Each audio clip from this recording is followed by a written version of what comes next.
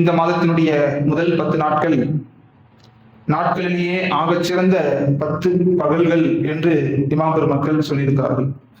எந்த அளவுக்கு என்று சொன்னால், ரமலான் மாதத்தில் கடைசி 10 இரவுகள் எப்படி சிறப்புக்குரியதோ அதுபோன்று துல்ஹஜ் மாதத்தினுடைய முதல் 10 பகல்கள் சிறப்புக்குரியது என்று சொல்வார்கள். இந்த அடிப்படையில் இந்த 10 நாட்களுமே நாம் அதிகம் அமல் செய்ய கடமைப்பட்டிருக்கிறோம். முடிந்தவர்கள் நோன்பு நோக்க வேண்டும், குர்ஆனை ஓத வேண்டும், திக்ருகள் செய்ய வேண்டும், தான தர்மங்களை செய்ய வேண்டும். இந்த மாதத்தில் ஏராளமான சிறப்புகளை எல்லாம் வைத்திருக்கிறான். குறிப்பாக இந்த துல்ஹஜ் மாதத்தில் பிரதானமாக 2 அமல்கள் முன்னிறுத்தப்படுகிறது, முக்கியத்துவப்படுத்தப்படுகிறது. இந்த மாதத்தை தவிர அந்த 2 அமல்களை வேறு எந்த மாதத்திலும் செய்ய முடியாது. அப்படியான 2 அமல்கள், ஒன்று துல்ஹஜ், இந்த ஹஜ் என்கிற அமல், இரண்டாவது குர்பானி என்கிற அமல். இந்த 2ஐ குறித்தும் நாம் சில செய்திகளை தெரிந்திருக்க வேண்டும். ஒவ்வொரு வருடமும் அது குறித்து நாம் பேசுகிறோம். அதுபோன்று அதை நினைவுபடுத்த வேண்டிய கடமை நமக்கு இருக்கிறது. அந்த அடிப்படையில் ஹஜ் என்பது 5 கடமைகளில் ஒரு கடமை. தொழுகை, கலிமா, தொழுகை, நோன்பு, ஜகாத், அது வரிசையில் ஹஜ்ஜி ஒரு கடமை. தொழுகை எல்லா முஸ்லிம்களுக்கும் கடமை, முஸ்லிமான ஆண் பெண் அனைவருக்கும் கடமை. ஹஜ் அது மாதிரியா என்று கேட்டால் அப்படியானது அல்ல. நோன்பு எல்லோருக்கும் கடமை, ஆனால் ஹஜ் அப்படி அல்ல. ஜகாத்தை போன்று யாருக்கு தகுதி இருக்கிறதோ, யாருக்கு வசதி வாய்ப்பு இருக்கிறதோ, யாரால் அதை நிறைவேற்ற முடியுமோ அவர்களுக்கு மட்டும்தான் ஹஜ் கடமை. அப்ப இந்த சமுதாயத்தில் ஹஜ் கடமையானவர்கள் குறைவானவர்கள் தான். எல்லோருக்கும் ஹஜ் கடமை என்பது அல்ல. அதே சமயத்தில் ஹஜ் கடமை என்பதையெல்லாம் தாண்டி ஒவ்வொரு முஸ்லீமும் ஹஜ் செய்ய வேண்டும் என்று பேராசை கொள்ள வேண்டும். எந்த அளவுக்கு பேராசை கொள்ள வேண்டும் என்று சொன்னால், அடைந்தே தீர வேண்டும் என்கிற அளவுக்கு பேராசை கொள்ள வேண்டும். எப்படியாவது என்னுடைய வாழ்க்கையில ஹஜ் செய்து விடுவேன், ஹஜ் செய்ய வேண்டும் என்று ஒவ்வொரு முஸ்லீமும் நினைக்க வேண்டும். இமாம் கஸ்ஸாலி ரஹ்மத்துல்லாஹி அலைஹி ஒரு செய்தியை குறிப்பிடுகிறார்கள். எந்த ஒரு முஸ்லீமுக்கு கஅபாவை சந்திக்க வேண்டும் என்கிற ஆசை இல்லையோ அவருடைய ஈமான் சந்தேகத்துக்குரியது என்கிற அளவுக்கு இமாம் பெருமக்கள் பதிவு செய்யறாங்க. ஒருவேளை அவருக்கு ஆசையே இல்லை, காபத்துல்லாவை போய் பார்க்கணும்னு துளி அளவு கூட ஆசை இல்லை, அதற்கான வாய்ப்பு கிடைச்சா கூட அது செய்யணும்னு மனசுல தோழவில்லை என்று சொன்னால் அவருக்கு ஈமான் இல்லை என்று இமாம் பெருமக்கள் சொல்றாங்க. ஈமானுக்கும் அவருக்கும் சம்பந்தம் இல்லை. அப்ப எந்த அளவுக்கு இது முக்கியமானது. ஒவ்வொரு முஸ்லீமும் ஆசை கொள்ள வேண்டும், துவா செய்ய வேண்டும். அதற்கான வாய்ப்பை அல்லாஹ் யாருக்கு கொடுக்கிறானோ அவர்கள் ஹஜ் செய்கிறார்கள். கண்ணியமானவர்களே, ஒவ்வொரு முஸ்லீமுக்கும் அவன் இஸ்லாமிய சூழலில் வளர்கிற போதே ஹஜ் செய்ய வேண்டும், உம்ரா செய்ய வேண்டும் என்கிற ஆசை தானாகவே வளர்கிறது. இந்த ஆசை எப்படி வளர்கிறது? ஒவ்வொரு தொழுகையும் நாம் என்ன சொல்றோம்? கிப்லாவை முன்னோக்கி இமாமை பின்தொடர்ந்து என்று நியத்து வைக்கிறோம். கிப்லாவை முன்னோக்கி என்றால் என்ன பொருள்? காபத்துல்லாவை முன்னோக்கி. நம்முடைய வாழ்க்கையில ஒவ்வொரு அம்சமும் முக்கியமான நிகழ்வுகளும் காபத்துல்லாவை முன்னோக்கி செய்யறோம். திருமணம் என்று சொன்னால் மாப்பிள்ளை ஈஜாப் கபூலை கிப்லாவை முன்னோக்கி சொல்ல வேண்டும். ஒரு குர்பானி கொடுக்கிறோம்னா அந்த பிராணியை கிப்லாவை முன்னோக்கி நிறுத்தி பிராணி அறுக்க வேண்டும். ஒருவர் மரணித்து விட்டார்னு சொன்னா அவரை கபரில் கிப்லாவை முன்னோக்கி அடக்க வேண்டும். இப்படி ஒவ்வொரு முக்கியமான அம்சங்களும் நம்முடைய வாழ்க்கையில கிப்லாவை முன்னோக்கி தான் அமைகிறது. அந்த அடிப்படையில கிப்லாவை முன்னோக்குவது என்பது காபத்துல்லாவை முன்னோக்குவது. உலகத்துல எத்தனை நாடுகள்ல எத்தனை பள்ளிவாசல்கள் இருந்தாலும் எல்லா பள்ளிவாசல்களுக்கும் கிப்லா என்பது எந்த திசையிலே மக்கா இருக்கிறதோ, எந்த திசையிலே காபா இருக்கிறதோ அதுதான் கிப்லா. இப்ப நாம் மேற்கு நோக்கி என்ன செய்யறோம்? தொழுகிறோம். இப்ப நாம மக்காவில் இருந்து கிழக்கு பக்கத்தில் இருக்கிறோம், அதனால் மேற்கை நோக்கி தொழுகிறோம். மக்காவிலிருந்து காபத்துல்லாவிலிருந்து மேலே இருக்கிற நாடுகள், அதாவது வடபக்கம் இருக்கிற நாடுகள், அவர்கள் என்ன செய்வாங்க? தெற்க நோக்கி என்ன செய்வாங்க? காபத்துல்லாவாக ஆக்கி கிப்லாவாக ஆக்கி தொழுவார்கள். இப்படி உலக நாடுகளில் காபாவை மையமாக வைத்து எந்த திசையில் காபா இருக்கிறதோ அதனை என்னவாங்க? கிப்லாவாக ஆக்குவாங்க. மக்காவிற்கு கிழக்கு பகுதியில இருக்கிற அந்த தெற்கு பகுதியில மேற்கு பகுதியில் இருக்கிற நாடுகள் எல்லாம் கிழக்கு பகுதியை கிப்லாவாக ஆக்குவாங்க. இப்ப ஒருவர் காபத்துல்லாவிற்கு சென்று விட்டார் என்று சொன்னால் அவருக்கு சுற்றி எல்லா பக்கமும் கிப்லா தான். ஒருவர் காபத்துல்லாவுக்கு போயிட்டாருன்னா அவர் எங்கு நின்று வேணாலும் தொழுகலாம், மேற்க பார்த்து தொழுகலாம், கிழக்க பார்த்து தொழுகலாம், சுத்தி சுத்தி அவருக்கு காபா தான். ஏன்னு சொன்னா உலகத்தினுடைய மையப்பகுதியான காபத்துல்லாவில் அவர் இருக்கிறார். அப்படி பார்க்கிற போது ஒவ்வொரு முஸ்லீமும் கிபிலாவை அவன் ஒரு புனிதமான ஒரு இடமாக காபத்துல்லாவை எண்ணுவதனால், இந்த அளவுக்கு ஹதீஸ்ல சொல்லப்பட்டிருக்குன்னு சொன்னா, கிபிலாவை முன்னோக்கி கால்களை ஈட்டக்கூடாது, கிபிலாவை முன்னோக்கி எச்சில் துப்பக்கூடாது, கிபிலாவை முன்னோக்கி மலம் ஜலம் கழிக்கக்கூடாது என்கிற அளவுக்கு கிபிலாவுக்கு ஒரு முக்கியத்துவத்தை இந்த மார்க்கத்தில் கொடுக்கப்பட்டிருக்கிறது. அப்படியான காபத்துல்லாவை நேரில் பார்க்க வேண்டும் என்கிற ஆசை ஒவ்வொரு முஸ்லீமுக்கும் இருக்க வேண்டும். அப்ப என்ன விஷயம்னா, எல்லோருக்கும் அல்லாஹ் இந்த வாய்ப்பை தர்றதில்லை. ஹஜ்ஜி செய்ய வேண்டும் என்று சொன்னால் காசு பணம் இருந்தால் ஹஜ்ஜி செய்து விடலாம் என்று நாம் நினைக்கலாம். ஆனால் எத்தனையோ காசு பணம் வைத்திருக்கிற பணக்காரர்களுக்கு அல்லாஹ் ஹஜ்ஜி செய்கிற வாய்ப்பை கொடுக்கல. வரலாற்றுல நாம் பார்த்தோம்னு சொன்னா, மிகப்பெரிய வழிமார்களுக்கெல்லாம் கூட அல்லாஹ் ஹஜ்ஜி செய்யற வாய்ப்பை கொடுக்கல.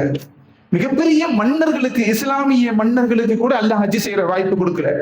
நாட்டையே ஆழ்ந்தார்கள், உலகத்தில் பல்வேறு இடங்களுக்கு சுற்றி வந்தார்கள், ஆனா ஹஜ்ஜி செய்யற வாய்ப்பு கொடுக்கல. அவுரங்கசீப் நாம சொல்லுவோம், மிகப்பெரிய ஒரு நல்லடியாராக வாழ்ந்தவர், மிகப்பெரிய ஒரு மன்னர், அவர் ஹஜ்ஜி செய்யல. அப்ப இதுல நாம் புரிந்து கொள்ள வேண்டிய விஷயம் என்னன்னா, காசு பணம் வைத்திருக்கிற பணக்காரனாக இருக்கிற அத்தனை பேருக்கும் அல்லாஹ் ஹஜ்ஜி செய்யற வாய்ப்பை கொடுத்துடல. அதே மாதிரி இவரெல்லாம் ஹஜ்ஜிக்கு செல்ல முடியுமா என்று நாம் நினைக்கிற சிலருக்கு அல்லாஹ் ஹஜ்ஜி செய்யற வாய்ப்பு கொடுத்துடலாம். தெருவோரமாக செருப்பு தைத்து கொண்டிருக்கிற எத்தனையோ பேர் ஹஜ்ஜி செய்திருக்கிறார்கள். என்ன விளங்கணும்னா, ஹஜ்ஜி செய்யறதுக்கு காசு பணம் மட்டும் இருந்தால் போதுங்கிற எண்ணம் அது இருக்கக்கூடாது. அதெல்லாம் தாண்டி அல்லாஹ்வுடைய அழைப்பு இருக்க வேண்டும். முதல் விஷயம், அல்லாஹ்வுடைய அழைப்பு இருக்கும். எப்போது அல்லாஹ்வுடைய அழைப்பு ஏற்படும், எப்போது ஒரு மனிதனுக்கு, ஒரு முஸ்லிமுக்கு காபத்துல்லாவை சந்திக்க வேண்டும் என்று தேட்டம் ஏற்படுகிறதோ, ஆசை ஏற்படுகிறதோ, அப்போது அல்லாஹ்வுடைய அழைப்பு ஏற்படுகிறது. எப்போது அவர் அல்லாஹ்விடத்திலே துஆ செய்ய ஆரம்பிக்கிறாரோ, என்னுடைய வாழ்க்கையில நான் எப்படியாவது உம்ரா செய்து விட வேண்டும், ஹஜ்ஜி செய்து விட வேண்டும் என்று துஆ செய்கிறாரோ, அந்த ஆசையினால் அல்லாஹ் கொடுக்கிற அழைப்பு தான் இந்த ஹஜ்ஜினுடைய அழைப்பு. இந்த அழைப்பை அல்லாஹ் ஏழை பணக்காரர் என்று பார்த்து கொடுப்பதில்லை, அவன் நாடியவர்களுக்கு அல்லாஹ் கொடுக்கிறான். இன்னைக்கு ஹஜ்ஜி செய்யறதுக்கு அத்தனை பேரும் மிகப்பெரிய பணக்காரர்கள் என்று சொல்ல முடியாது. பரம ஏழைகள் கூட ஹஜ்ஜி செய்யற வாய்ப்பு எல்லாம் கொடுக்கிறான். அவரெல்லாம் வாழ்க்கையில தினந்தோறும் அன்றாடம் சம்பாதித்தால் தான் வாழ்க்கையை ஓட்ட முடியும் என்கிற நிலைக்கு இருக்கிறவர்களுக்கு கூட அல்லாஹ் என்ன செய்யறான், ஹஜ்ஜி செய்யற வாய்ப்பு கொடுக்கிறான். இது முழுக்க முழுக்க அல்லாஹ்வுடைய அழைப்பு என்பதை நாம் புரிந்து கொள்ளணும். கண்ணியமானவர்களே, இந்த ஹஜ் என்கிற இந்த ஒரு அமல் மற்ற அமல்களை போன்றது அல்ல. தொழுகை நாம் ஜமாத்தாக இந்த பள்ளிவாசலில் நிறைவேற்றுகிறோம், ஜும்மாவுடைய இந்த ஃபர்லை நிறைவேற்றுகிறோம். பக்கத்து ஊரில் இருப்பவர்கள் அந்த பள்ளிவாசலில் நிறைவேற்றுவார்கள். இப்படி உலகம் முழுக்க இருக்கிற அந்தந்த இடங்களில் ஜமாத்தாக அந்தந்த ஃபர்ல் நிறைவேற்றப்படுகிறது. ஆனால் ஹஜ் என்கிற இந்த ஃபர்ல் மட்டும்தான், இந்த கடமை மட்டும்தான் ஒரே இடத்தில் உலகத்தில் இருக்கிற அத்தனை முஸ்லிம்களும் ஒன்று கூடி அந்த கடமையை நிறைவேற்றுகிறார்கள். அதுவும் இப்ப இங்க ஜும்மாவுடைய நேரம்னா மற்ற பகுதிகளில், அமெரிக்கா போன்ற நாடுகள்ல இப்போ இரவு பகுதியா இருக்கும். அப்ப நாம ஒரு அசர் தொழுகிற நேரத்தில் அவர்கள் வேறு ஒரு தொழுகையை தொழுது கொண்டிருப்பார்கள். அப்ப நாம மணி வித்தியாசங்கள் நாடுக்கு நாடு வேறுபடுது. அப்ப நாம ஒரு கடமையை நிறைவேற்றி கொண்டிருக்கிற போது அவர்கள் வேறு ஒரு கடமையை, நாம அசர் தொழுதுட்டு இருக்கும் போது அவங்க மக்ரிப் தொழுகலாம், இஷா தொழுகலாம், அல்லது ஃபஜ்ர் தொழுகலாம். இப்படி நாடுக்கு என்ன செய்யப்படுது, நேரங்கள் மாற்றப்படுது. இப்படி ஒரு கடமை பல்வேறு நேரங்கள்ல பல்வேறு இடங்கள்ல நிறைவேற்றப்படுது. ஆனா ஹஜ் என்கிற விஷயம் மட்டும் உலகத்தில் இருக்கிற அத்தனை முஸ்லீம்களும் ஒரே இடத்தில் ஒன்று கூடி அந்த கடமையை நிறைவேற்றுகிறார்கள், ஒரே நேரத்தில் நிறைவேற்றுகிறார்கள். துல்ஹஜ் என்கிற மாதத்தில் குறிப்பிட்ட சில தினங்களில் உலகத்தில் இருக்கிற அத்தனை முஸ்லீம்களும் யாருக்கெல்லாம் ஹஜ்ஜி செய்கிற வாய்ப்பை அல்லாஹ் அந்த வருடத்தில் கொடுத்திருக்கிறானோ அத்தனை பேரும் ஒரு இடத்தில் ஒன்று கூடுகிறார்கள். உலகத்தில் வேறு எந்த சமயத்திற்கும் இப்படியான ஒரு நடைமுறை என்பது அல்ல. இது மிகப்பெரிய ஒரு நியமத்து. இந்த ஹஜ்ஜினுடைய விஷயத்தை நாம யோசிக்க ஆரம்பிச்சோம்னா அதுவே மிகப்பெரிய அல்லாஹ்வுடைய மிகப்பெரிய ஒரு நியமத்தாக இருக்கிறது. கண்ணியமானவர்களே, உலகத்தில் இருந்து பல லட்சக்கணக்கானவர்கள் காபத்துல்லாவை நோக்கி வருகிறார்கள், அங்கே ஒன்று கூடுகிறார்கள். ஒரு சின்ன அசம்பாவிதம் கூட அங்கே நடைபெறுவதில்லை. நமக்கு தெரியும், ஒரு மாநாடு ஒரு இடத்துல வைக்கிறாங்க, ஒரு 2000 பேர் அங்கே ஒன்று கூடுகிறார்கள் என்றால், ஒரு 10,000 பேர் ஒன்று கூடுகிறார்கள் என்றால் அங்கே சில உயிர் பலிகள் ஏற்படுகிறது, சில திருட்டுகள் நடைபெறுகிறது, பல்வேறு முரணான விஷயம், அல்லாஹ்விற்கு முரணான காரியங்கள் அங்கே நடைபெறுகிறது. இவ்வளவு பெரிய ஒரு கூட்டம் ஒரு இடத்தில் ஒன்று கூடினாலும் அங்கே ஒரு சின்ன அசம்பாவிதம் கூட நடைபெறுவதில்லை. உலகத்தில் இது மாதிரியான ஒரு விஷயத்தை இன்றைக்கும் விஞ்ஞானிகள் ஆய்வு செய்கிறார்கள். எப்படி இது சாத்தியமாகுது? லட்சக்கணக்கானவர்கள், கோடிக்கணக்கானவர்கள் ஒரு இடத்தில் ஒன்று கூடுகிறார்கள். அங்க எந்த விதமான சலசலப்பும் இல்ல, எந்த விதமான சப்தங்கள் இல்ல, அங்க தேவையில்லாத எந்த விதமான பதட்டங்களும் இல்ல, பரபரப்புகள் இல்ல. அமைதியான முறையில எல்லோரும் ஒன்று கூடுகிறார்கள், எல்லோரும் கலைந்து செல்கிறார்கள். மிகப்பெரிய ஆச்சரியமாக இன்றைக்கு உலகம் உற்று நோக்குகிறது. இப்ப கண்ணியமானவர்களே, இந்த ஹஜ் என்பதை அல்லாஹ் நமக்கு ஏன் கடமையாக்கினான்? முதல் விஷயம், இந்த ஹஜ்ஜில் நாம் செய்கிற கிரியைகள், செயல்கள் எல்லாம் அறிவு சார்ந்து நாம் யோசித்தோம்னு சொன்னா நம்முடைய அறிவுக்கு அது புலப்படாது. இங்கிருந்து நாம் ஹஜ்ஜுக்கு கிளம்புகிற போது எஹ்ராமை கட்டி கொண்டு போகிறோம். மேல் ஒரு ஆடை, கீழே ஒரு ஆடை. ஏன் அப்படி கட்டி கொண்டு போகிறோம்? அல்லாஹ் ரசூலுடைய வழிகாட்டுதல் அப்படித்தான், அதனால செய்யறோம். அதை தாண்டி அறிவு சார்ந்து யோசிப்பதற்கு நமக்கு ஒண்ணும் இல்லை. அடுத்து தவாஃப் செய்கிறோம். ஏன் 7 முறை சுத்துகிறோம்? ஏன் 8ஆக சுற்றினால் என்ன, அல்லது 5 முறை சுற்றினால் என்ன? ஏன் தவாஃப் செய்கிறோம்? இது அல்லாஹ் ரசூலுடைய வழிகாட்டுதல். ஏன் சஃபாவுக்கும் மருவாவுக்கும் நாம் தொங்கோட்டம் ஓடுகிறோம்? அன்றைக்கு இப்ராஹிம் அலைஹிஸ்ஸலாமுடைய குடும்பத்தினர்கள், ஹாஜிரா அம்மையார் தண்ணீருக்காக வேண்டி ஓடினார்கள். தண்ணீர் கிடைப்பதற்காக வேண்டி தண்ணீரை தேடி அலைந்தார்கள். அதனால அவங்க அதை செஞ்சாங்க. நாம் ஏன் அவர்களை போல அப்படி செய்யணும்? இன்றைக்கு சஃபாவிலும் மருவாவிலும் தண்ணீர் இருக்கிறது. அவர்கள் தண்ணீரை தேடி ஓடியதை போன்று நாம் ஏன் ஓடணும்? இது முழுக்க முழுக்க அல்லாஹ்வுடைய கட்டளை. அதை தாண்டி இதுல சிந்திப்பதற்கு ஒன்றும் இல்லை. அல்லாஹ் செய்ய சொன்னா இதை இப்படித்தான் செய்யணும்னு சொன்னா, சஃபாவிலும் மருவாவிலும் ஓட வேண்டும், குறிப்பிட்ட இடத்தில் தொங்கோட்டம் ஓட வேண்டும், இது அல்லாஹ்வுடைய கட்டளை, அதனால் செய்கிறேன். நாம் இப்படி ஒவ்வொன்றாக யோசித்தோமேனா, அரஃபா என்கிற மைதானத்தில சில மணி நேரங்கள் தங்குகிறார்கள். ஏன் தங்கணும்? முஸ்தலிஃபாவில ஏன் கல்லெறியணும்? அன்றைக்கு ஷைத்தான் இப்ராஹிம் அலைஹிஸ்ஸலாம் அவர்கள், இஸ்மாயில் அலைஹிஸ்ஸலாம் அவர்களை அறுப்பதற்காக வேண்டி, பலி கொடுப்பதற்காக வேண்டி அழைத்து செல்லும் போது ஷைத்தான் வழி மறித்து தடுத்து நிறுத்தினான். அதனால் இப்ராஹிம் அலைஹிஸ்ஸலாம் அவர்கள் கல்லை எறிந்தார்கள். அந்த நினைவாக நாம் ஷைத்தான் எந்த இடத்தில் நின்றானோ அதே இடத்தில் நாம் கல்லெறிகிறோம். இது எல்லாமே அறிவு சார்ந்து யோசிச்சோம்னா அது நமக்கு புலப்படாது. அங்கே மொட்டை அடிக்கிறோம், குர்பானி கொடுக்கிறோம், ஹஜ்ருல் அஸ்வதுடைய கல்லுக்கு முத்தமிடுகிறோம். இப்படி ஹஜ்ஜுக்கு செல்கிறவர்கள் அவர்கள் செய்கிற செயல்கள் எல்லாம் முழுக்க முழுக்க என்னுடைய ரப்பு இப்படி செய்ய சொல்லியிருக்கிறான், அதனால் செய்கிறேன். அதனால தான் இமாம் பெருமக்கள் சொல்லுவாங்க, இந்த ஹஜ் என்கிற அமலில் மட்டும் முழுக்க முழுக்க அப்தியத் என்பது வெளிப்படும். நான் அல்லாஹ்வுடைய அடிமை என்கிற தன்மை முற்று முழுவதுமாக இந்த ஒரு அமலில் வெளிப்படுகிறது. மற்ற அமல்கள்ல கூட உலகம் சார்ந்த சில காரணங்களை சொல்ல முடியும். தொழுகை ருக்கு சுஜூத் செய்யற மூலமா நம்முடைய உடல் எக்ஸசைஸ் செய்கிறோம், உடலில் ஒரு ஆரோக்கியம் ஏற்படுது. நோன்பு நோற்பதின் மூலமாக பசித்திருப்பதினால் உடலில் ஆரோக்கியம் ஏற்படுகிறதுன்னு சொல்லி டாக்டர்கள், மருத்துவர்கள் சொல்றாங்க. இப்படியெல்லாம் நாம் செய்கிற அமலுக்கு உலகம் சார்ந்த சில நன்மைகளை சொல்ல முடியும். ஆனால் ஹஜ் என்பது முழுக்க முழுக்க என்னுடைய ரப்புக்காக வேண்டி நான் செல்கிறேன், என்னுடைய ரப்புடைய கட்டளை, அந்த இடத்திற்கு அல்லாஹ் என்னை அழைத்திருக்கிறான், அதனால் அவன் எப்படி செய்ய சொன்னானோ அப்படி செய்கிறேன். இஹ்ராம் அணிந்து கொண்டு போகிறேன், அங்கே தவாஃப் செய்கிறேன், அரஃபாவிலே தங்குகிறேன், முஸ்தலிஃபாவிலே கல்லெறிகிறேன், அங்கே குர்பானி கொடுக்கிறேன், மொட்டை அடிக்கிறேன். இப்படி முழுக்க முழுக்க முழுக்க அல்லாஹ்வுடைய கட்டளையை நான் ஏற்று இதை நான் செய்கிறேன் என்கிற அப்தியத் இந்த கடமையில வெளிப்படுகிறது என்பதனை இமாம் பெருமக்கள் சொல்லி காட்டுறாங்க. இரண்டாவது விஷயம், பெருமானா ஸல்லல்லாஹு அலைஹி வஸல்லம் உடைய வாழ்க்கை தடயங்கள் மக்காவிலும் மதீனாவிலும் நிறைந்து கிடக்கிறது. ஒண்ணு பெருமானா ஸல்லல்லாஹு அலைஹி வஸல்லம் உடைய வாழ்க்கை தடயங்கள். இரண்டாவது இப்ராஹிம் அலைஹிஸ்ஸலாம் உடைய அந்த அவர்கள் விட்டு சென்ற வாக்குகள், அவர்கள் விட்டு சென்ற அடையாளங்கள். நாம் ஹதீஸ்களை படிக்கிறோம், ஹதீஸ்களை தெரிந்து கொள்கிறோம். அங்கே ஹதீஸ்கள் என்ன வருகிறது? சஹாபாக்களும் ரசூலுல்லாஹும் மக்காவிலே எப்படி இருந்தார்கள், எந்தெந்த இடத்திலெல்லாம் அமர்ந்தார்கள், எங்கெல்லாம் நடந்து சென்றார்கள், எதை குறித்து எல்லாம் பேசினார்கள். அப்படியான இடங்களை நாம் நேரில் பார்க்கிற போது பத்ருடைய இடத்தை, உஹதினுடைய இடத்தை, அங்கே மக்காவினுடைய மஸ்ஜிதுன் நபவியை, காபத்துல்லாவை, ஆயிஷா ரலியல்லாஹு தங்கியிருந்த வீட்டை, இப்ராஹிம் அலைஹிஸ்ஸலாம் மகாமே இப்ராஹிம் என்கிற இடத்தை, இப்படியெல்லாம் அங்கே பெருமானா ஸல்லல்லாஹு அலைஹி வஸல்லம் அவர்கள் விட்டு சென்ற தடயங்களை நாம் பார்ப்பதற்காக வேண்டி அல்லாஹ் இந்த மக்களுக்கு கொடுக்கிற அழைப்பு தான் ஹஜ். வந்து பாருங்கள், 1400 வருடங்களுக்கு முன்னால் இங்கே நபியும் சஹாபாக்களும் எப்படி வாழ்ந்தார்கள் என்று பாருங்கள். உங்களுடைய வாழ்க்கை முழுவதும் ஹதீஸ்களை கேட்டுக்கொண்டே இருக்கிறீர்கள். ரசூலுல்லாஹ் இந்த இடத்தில் உட்கார்ந்து இப்படி சொன்னார்கள், ரசூலுல்லாஹ் இந்த தோட்டத்திற்கு சென்றார்கள், ரசூலுல்லாஹ் இந்த சஹாபியுடைய வீட்டுக்கு சென்றார்கள், ரசூலுல்லாஹ் இந்த கிணற்றினுடைய சவற்றில் அமர்ந்தார்கள். இப்படி நீங்க ஹதீஸ்கள் ஏராளமான விஷயங்களை கேட்டிருக்கலாம். அதையெல்லாம் ஒரு கணம் நேரில் வந்து பாருங்கள். இதோ இங்கே தான் ரசூலுல்லாஹ் நடந்தார்கள். அதனால தான் மாலிக் ரஹ்மத்துல்லாஹி அலைஹி அவர்கள் அவங்க வாழ்க்கை முழுவதும் அவங்க மதீனாவை விட்டு வெளியே போகவே இல்லை. அதுக்கு அவங்க காரணம் என்ன சொன்னாங்க தெரியுமா? ரசூலுல்லாஹ் வாழ்ந்த பூமி இது, இந்த பூமியிலே நான் மரணிக்க வேண்டும். இந்த அளவுக்கு அவர்கள் வரையத்தோடு இருந்தார்கள் என்று சொன்னால், மதீனாவிலே அவர்கள் செருப்பணிந்து நடக்க மாட்டார்கள். ஏன் என்று காரணம் கேட்டபோது, இந்த மதீனாவிலே ரசூலுல்லாஹ் தங்களுடைய பாதங்களை வைத்திருப்பார்கள். ரசூலுல்லாஹ் எந்த பூமியிலே நடந்தார்களோ அந்த பூமியில் சிறுபணிந்து நடப்பது என்பது கண்ணிய குறைவு என்று சொன்னார்கள். அந்த அளவுக்கு மாலிக் ரஹ்மத்துல்லாஹி அலைஹி அவர்கள் அங்கே ரசூலுல்லாஹ் அடங்கி இருக்கிற மஸ்ஜிது நபவியில அந்த ரசூலுல்லாஹ் அடங்கி இருக்கிற இடத்திற்கு முன்னால் அமர்ந்து ஹதீஸ் பாடங்களை நடத்தினார்கள்.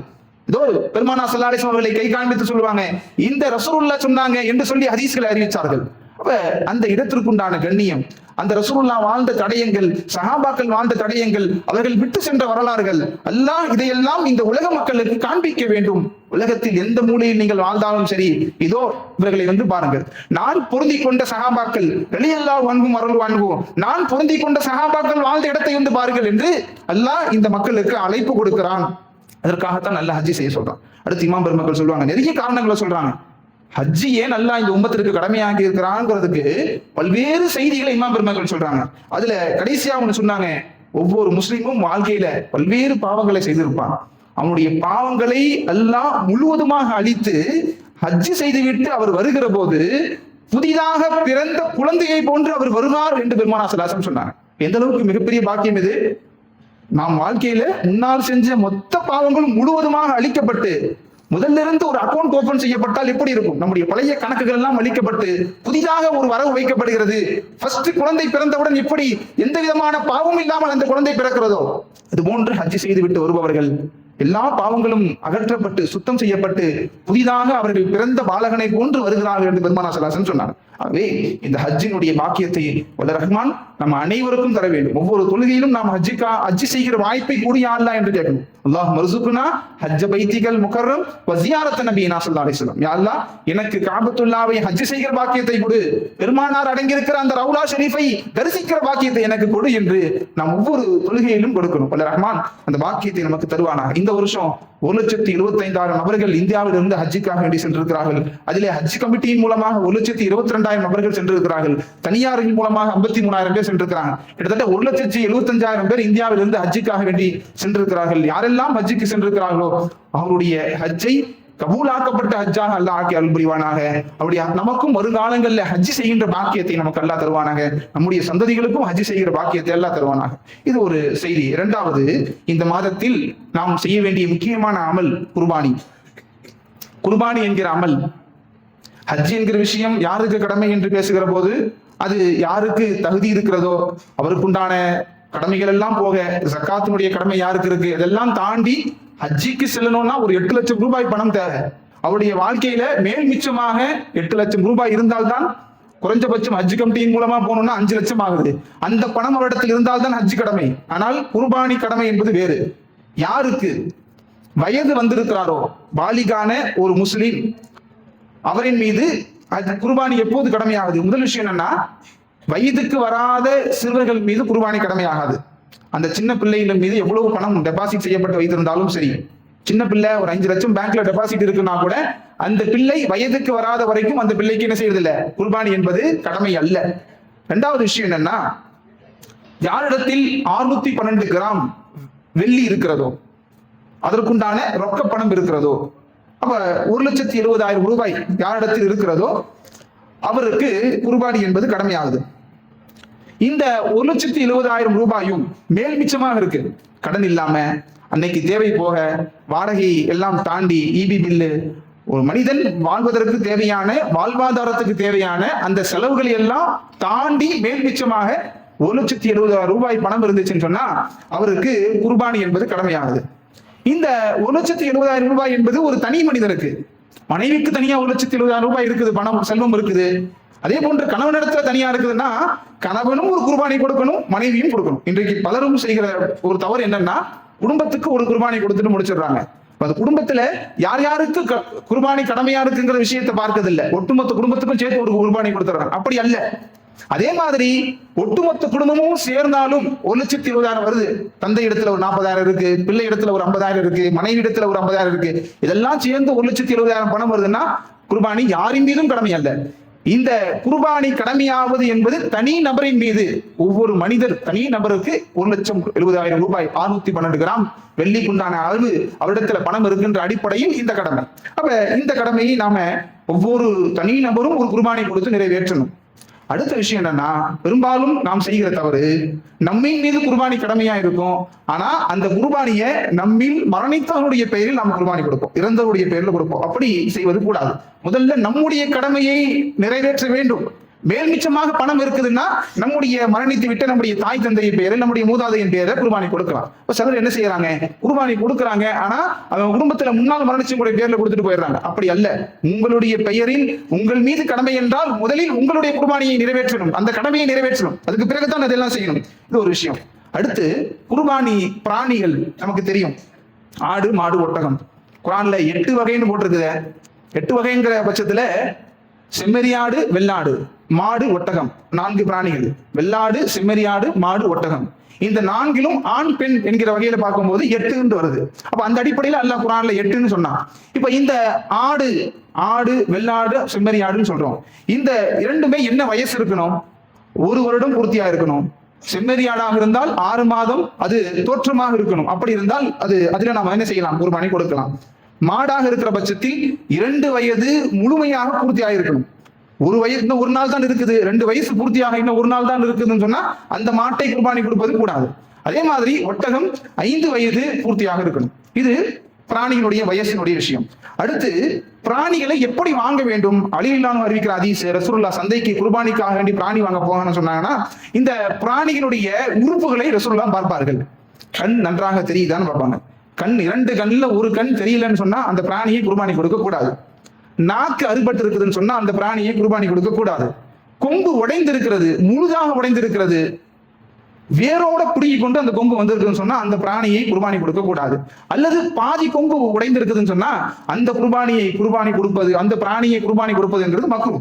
அப்ப பிராணிகளை வாங்குகிற போதே பெரிய கொம்பாகவும் வாங்கிடக்கூடாது. நாம ஒரு 2-3 நாட்கள் வீட்டுல கட்டி வைக்கிறோம்னா அது எதுலையாவது போய் முட்டி அந்த கொம்பு உடைஞ்சிருச்சுன்னா அது ஒரு குறையுள்ள பிராணியா மாறிடும். அப்போ ஒரு மீடியமா இருக்கிற கொம்பு உள்ள பிராணிகளை நாம வாங்கணும். அடுத்து நோயுற்ற பிராணிகளை நம்ம என்ன செஞ்சிடக்கூடாது, குர்பானிக்கு வாங்கிடக்கூடாது. நோயுற்ற பிராணி அல்லது இத்தனை நாட்கள் தான் உயிரோடு இருக்கும்னு சொல்றாங்கன்னா இது 2 மாசம் உயிரோடு இருக்கும், இப்ப நீங்க குர்பானி தானே கொடுக்குறீங்க, அடுத்த வாரம் நீங்க கொடுத்துட போறீங்க, அப்படி சொன்னானா அந்த பிராணியை வாங்கக்கூடாது. அது குறையுள்ள பிராணி, அது நோயுள்ள பிராணி. ஊனமுள்ள பிராணிகளை நம்ம என்ன செஞ்சிடக்கூடாது, வாங்கிடக்கூடாது. கால் நொண்டியா இருக்குது, அல்லது கால் உடைந்து இருக்கிறது, அல்லது ஏதேனும் அடிபட்டு இருக்கிறது, தோல் வெளியே தெரியுது, உடல் பாகங்கள் வெளியே தெரிய அளவுக்கு உண்டான அடி ஏதாவது பட்டிருக்குன்னா அப்படியான பிராணிகளை என்ன செய்யக்கூடாது, குர்பானி கொடுக்கக்கூடாது. அப்ப பிராணிகளை வாங்குகிற போதே நாம இது முழுக்க இது அல்லாஹ்வுக்காக வேண்டி செய்யப்படுவது என்கிற எண்ணத்தோடு வாங்கணும். இதெல்லாம் தாண்டி குர்பானி பிராணிகளை குறைந்தபட்சம் நம்மிடத்தில் 1 நாளாவது வைத்திருக்கணும். இன்னைக்கு எப்படி ஆகுதுன்னா, நாளைக்கு பிறநாள் என்று சொன்னால் இன்று இரவு போய் என்ன செய்யறாங்க, ஆடை பிடித்து கொண்டு வந்து குர்பானி கொடுக்குறாங்க. முழுக்க என்னன்னா குர்பானியுடைய நோக்கமே இதுல மாறி போகுது. குர்பானியோட நோக்கம் என்ன? நம்மோடு வளர்த்த ஒரு பிராணியை, நம் பாசமாக வைத்திருக்கிற ஒரு பிராணியை அல்லாஹ்விற்காக வேண்டி அறுத்து பலியிடுறது. இப்ராஹிம் அலைஹிஸ்ஸலாம் அதுதானே செஞ்சாங்க. இஸ்மாயில் அலைஹிஸ்ஸலாம் அவர்களே அல்லாஹ் அறுத்து பலியிட சோதிச்சான். நாம சொன்னா நபி கேட்கிறாங்களான்னு பாக்குறதுக்கு, உங்களுடைய பிள்ளையை அருங்கள் என்று சொன்ன போது இப்ராஹிம் அலைஹிஸ்ஸலாம் அவர்கள் தயங்காமல் செய்தார்கள். அப்ப அல்லாஹ் ஒரு ஆட்டை அனுப்பி வைத்து இதை நீங்கள் அருங்கன்னு சொன்னான். இதுல என்ன நோக்கம்னா, நாம பிரியமா வளர்க்கிற ஒரு பிராணியை அல்லாஹ்விற்காக வேண்டி அறுத்து பலியிடணும், அதுதான் இதோட நோக்கம். அப்படி இருக்கிற போது இதை ஒரு கடமையா செய்யறோங்கிற அடிப்படையில அஜிபெருநாள் இன்னைக்கு நாளைக்கு வருதுன்னா இன்னைக்கு இரவு போய் பிராணியை வாங்கிட்டு வந்து அறுப்பதுங்கிறது குர்பானியினுடைய நோக்கமே இங்க தவறி போகுது. இது ஒரு விஷயம். அடுத்து குர்பானி அறுக்கிற விஷயத்துல கவனமா இருக்கும். இது ஒரு விளையாட்டு காரியம் இல்லை. நாம் ஏற்கனவே சொன்னதை போன்று முழுக்க இது ஒரு இபாதத்து. நம் மீது இருக்கிற ஒரு கடமையை நாம் என்ன செய்யறோம், நிறைவேற்றுங்கிற எண்ணம் இருக்கணும். அறுப்பவர் முஸ்லீமாக இருக்கணும். அறுப்பவர் பிஸ்மி சொல்லி என்ன செய்யணும், அறுக்கணும். ஒரு 1-2 பேர் சேர்ந்து ஒரு பிராணியை அறுக்கிறாங்கன்னா 2 பேர் கத்தியை பிடித்திருந்தால் 2 பேரும் பிஸ்மில்லா சொல்லணும். அதுல ஒருத்தர் பிஸ்மில்லா சொல்லி ஒருத்தர் பிஸ்மில்லா சொல்லாட்டி கூட அந்த பிராணி ஹலால் ஆக்கப்பட்டதா வராது. அப்படி இருக்கும்போது இந்த விஷயத்துல கவனமா இருக்கணும். ஆமா, அந்த பரபரப்புல அந்த பிஸ்மி சொல்கின்ற விஷயத்துல, அல்லது நாம ஏதாவது வேறு சமயத்தில் உள்ள ஆட்களை வச்சு என்ன செய்வோம், ஆடு அறுக்க கூட்டு வந்திருப்போம், அவங்கள்ட்ட கொடுத்து நம்ம என்ன செய்வோம், அறுக்க சொல்லிடுவோம். அப்படி எல்லாம் செய்யாமல் நாம் கை வைத்து அதனை அறுத்து பிஸ்மில்லா சொல்லி அந்த இறைச்சி, அந்த குர்பானியை கொடுக்கணும். அடுத்து குர்பானியினுடைய கரியை, அந்த இறைச்சியை விற்பனை செய்து விடக்கூடாது. அப்படி செஞ்சுட்டா குர்பானி கூடாது. நாம நம்முடைய தோலை கூட விற்பனை செய்யக்கூடாது. அது ஏதாவது ஒரு மதசாவுக்கு தானமா கொடுக்கலாம். அந்த தோலை கூட வித்து விடக்கூடாது. அதுல இருக்கிற எந்த பொருளையும், ஆகாத பொருளை கூட என்ன செஞ்சிடக்கூடாது, விட்டு விடக்கூடாது. அல்லது குர்பானி செய்து கொடுப்பதற்கு, அறுத்து கொடுப்பதற்கு ஒருவர் வருவார் இல்லையா, கசாப் கடைக்காரர், அவருக்கு கூலியாக காசு தருவதற்கு பதிலா எந்த பிராணியை அறுத்தாரோ அந்த பிராணியிலிருந்து கொஞ்சம் இறைச்சி எடுத்து கொடுப்பதும் கூடாது. கிட்டத்தட்ட அதுவும் விற்பதை போன்று தான். அப்படியும் என்ன செஞ்சிடக்கூடாது, இந்த குர்பானியிலிருந்து இறைச்சியை விட்டு விடக்கூடாது. எப்போது குர்பானி கொடுக்கணும்னு சொன்னா, துல்ஹஜ் பிறை 10 ஃபஜ்ர் தொழுகைக்கு பின்னால் பெருநாள் தொழுகையை நிறைவேற்றிய பின்பு. பெருநாள் தொழுகையை நிறைவேற்றாமல் குர்பானி கொடுத்தாருன்னு சொன்னா அந்த குர்பானி நிறைவேறாது. இமாம் மெம்பரில் இருந்து இறங்க வேண்டும். மெம்பரில் இருந்து இறங்கினால்தான் என்னது, குத்துபா முடிஞ்சால்தான் பெருநாள் தொழுகை முடியுதுன்னு அர்த்தம். மெம்பரில் இருந்து இறங்கி இருக்க வேண்டும். அப்படின்னா தான் அவர் தொழுகையில கலந்து கொண்டு, குத்துபாவில கலந்து கொண்டு பிறகுதான் என்ன செய்யணும், குர்பானி கொடுக்கணும். பிறை 10 பிறை 12 அசர் மக்ரிப் வரைக்கும், சூரியன் மறைகிற வரைக்கும் குர்பானி கொடுக்கலாம். 3 நாட்கள், பிறை 10, பிறை 11, பிறை 12 குர்பானி கொடுக்கலாம். இரவு நேரத்தில் குர்பானி கொடுக்க கூடாது, சூரியன் மறைஞ்சிட்டாலும். அது பிறை 10ஆகவே இருந்தாலும் சரி, 11ஆகவே இருந்தாலும் சரி, சூரியன் மறைந்து விட்டால் குர்பானி என்பது கொடுக்கக்கூடாது. அதே போன்று குர்பானி பிராணிகள்ல இருக்கிற ரத்தத்தை சாப்பிடக்கூடாது, அந்த விதையை சாப்பிடக்கூடாது, பித்தப்பையை சாப்பிடக்கூடாது, சிறுநீரக பையை சாப்பிடக்கூடாது.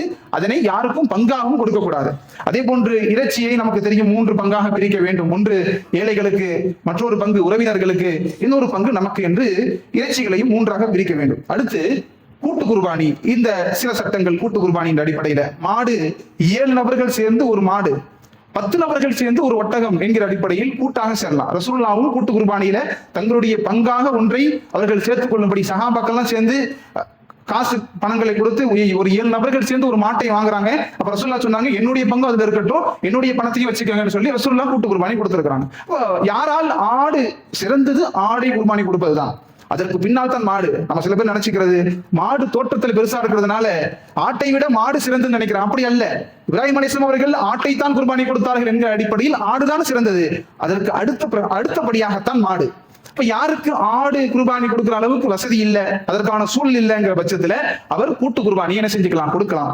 இந்த கூட்டு குர்பானிங்கிற விஷயத்துல நாம் பெரும் அளவுக்கு முஸ்லீம்கள் தவறு செய்யறது என்னன்னா, அந்த கூட்டு குர்பானி விஷயத்துல தான். ஏதோ வீட்டுல ஆடு குர்பானி கொடுத்தால் கூட அதுல சட்டங்களை பின்பற்றி அதுல சரியான முறையில ஏதோ செய்து விடுகிறார்கள். ஆனால் இந்த கூட்டு குர்பானி என்கிற விஷயத்துல ஏராளமான தவறுகள் நிகழ்ந்து விடுகிறது. இப்ப என்னன்னா, 7 நபர்களும் முஸ்லீமா இருக்கணும்.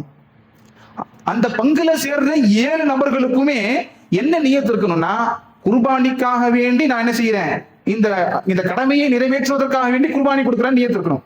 அதுல ஒருத்தர் கூட என்ன செய்யக்கூடாது, கறி வேணும் என்கிற ஆசைப்பட்டு ஒரு 3500 ரூபா, 3800 ரூபா, 4000 ரூபா கொடுத்துட்டா இத்தனை கறி வந்துரும். கறிக்காக ஆசைப்பட்டு ஒருவர் இந்த பங்குல சேர்ந்தால் ஒட்டுமொத்தமாக எல்லாருடைய குர்பானியும் அங்க போயிடும். அதே மாதிரி குர்பானி கொடுக்கிற 7 பங்குதாரர்களும் தெளிவா தெரியணும். நாம ஏதோ பணத்தை கொடுத்துட்டோம், யாரு அந்த மாடு என்ன மாடுன்னு தெரியறது இல்ல, யாரோடு அவர்கள் கூட்டு சேர்றாங்கிறது தெரியறது இல்ல, அவருடைய மாடு அறுக்கப்படுதான்னு தெரியறது இல்ல, பணத்தை கொடுத்து விடுகிறோம், அதற்குண்டான கறியை கொண்டு வந்து, இறைச்சியை கொண்டு வந்து வீட்டுல கொடுத்துடுறாங்க. அதை தாண்டி நாம எதுவுமே கேட்கறதும் இல்லை, அதை பத்தி யோசிக்கிறதும் இல்லை. இப்ப இந்த அமலை இப்படிதான் செய்யணுங்கிறது இல்லையே. ஒரு அமலை செய்யணுங்கிற போது அதை தெளிவா செய்யணும். நாம ஒரு கடமையை நிறைவேற்றணும்னா ஏதோ கடமைக்கு நிறைவேற்றுவது என்பது அல்ல. நாம அதுல உள்ள ஷர்த்துகளையும் பின்பற்றி நாம் செய்தால்தான் நாம் பணத்தை கொடுக்கிறோம், அது முழுமையாக முறையில் நமக்கு நன்மை வரணும்னு சொன்னா அதுல இருக்கிற சரியத்தினுடைய சட்டங்களையும் நாம் பின்பற்றணும். ஏதோ எல்லோரும் செய்கிறார்கள் நானும் செய்கிறேங்கிற அடிப்படையில செஞ்சோம்னா அதற்கு செய்யாமலே இருக்கலாம், அந்த குர்பானியை கொடுக்காமலே இருக்கலாம். எப்போ உங்கள்கிட்ட பணம் வருதோ அப்ப ஆடை குர்பானி கொடுத்துட்டு போகலாம். அப்ப இந்த கூட்டு குர்பானிங்கிற விஷயத்துல ரொம்ப தெளிவா இருக்கணும். ஒரு பிராணி 7 அந்த மாட்டினுடைய அந்த இறைச்சி 7ஆக சரிசமமா பிரிக்கணும். அதுல ஒரு பங்கு பிரிக்கப்படாட்டு கூட அந்த குர்பானிங்கிறது குறைவுள்ள குர்பானி ஆயிடும். 7 நபருக்கு பிரிக்கணும். யாராவது 7 பேர்ல ஒருத்தர் வேணான்னு சொன்னா அதற்கு பின்னால் தான் அந்த கறியை என்ன செய்யணும், அதை அகற்றணும். சில பேர் ஒருத்தர் வேணான்னு சொல்லிட்டா அந்த மாட்டை அப்படியே 6ஆக பிரிச்சிடக்கூடாது, 7ஆக பிரித்து அதற்கு பின்னால் தான் அந்த கறியை என்ன செய்யணுமோ அதை செய்யணும். இப்படி கூட்டு குர்பானி